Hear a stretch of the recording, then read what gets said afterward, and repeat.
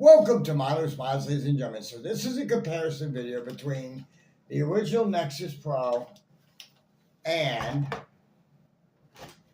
the new Nexus Pro X. Let's begin, shall we? We'll start off with the OG version since it did come out first. This is the original Nexus Pro. This was a game changer. The reason why I say that, it gave you out of the box performance on a budget price. This blaster, when it came out, shot 150 FPS right out of the box, and it cost $50. This was kind of like a gateway blaster, okay? When people say things are game changers or whatever, this was a game changer. Because before that, you could not walk into any store and buy a blaster that performed this well right off the shelf. You could get it from web stores or places like that. Yeah, sure, absolutely. But this, you could actually walk into a store and buy it right off the shelf. This blaster paved the way for the Aeon, the Conquest, the Dictator, the Deuce Pro, the Outlaw, all those blasters, to be honest with you. This was kind of like the test bed. Okay? And I'll be honest with you, when this blaster came out, the community really took to it. They started doing all kinds of things. Things like tuning caps, body kits, skinny pushers, adapters for brass barrels, everything, what have you, right? They really took to this blaster. And depending on what you wanted to do with it was to how much performance you could get out of it. You could very easily just go buy the blaster and spend $5 and get a tuning cap, and the blaster will shoot 175 FPS.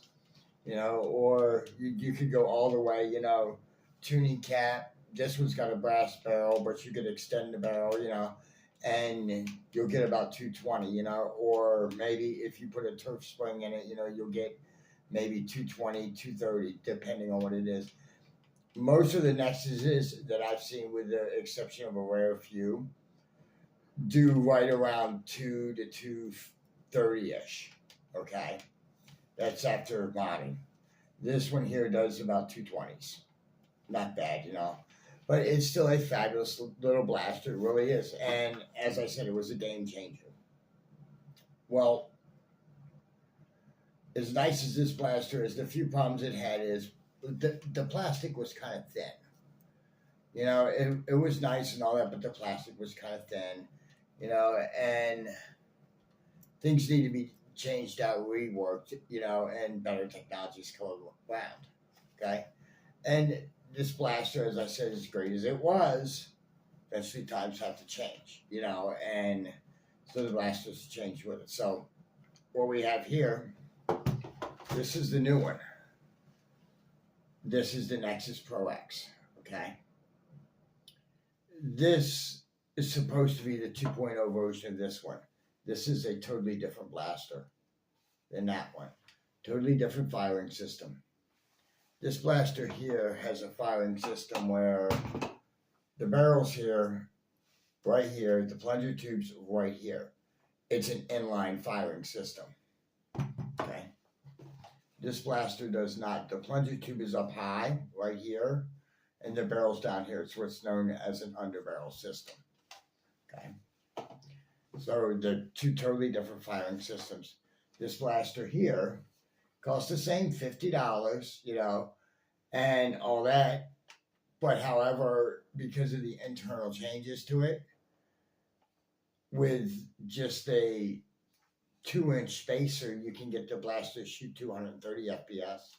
No other modifications done to it, and that's after the B car. That's the other thing. They decided to include a B car as well. I mean, this blaster has been modified by myself. This blaster shoots 230. I used one of my spacers, so yeah. But there's not enough demand for this blaster yet. I mean, I'm sure there's demand, but as in, what I mean by that is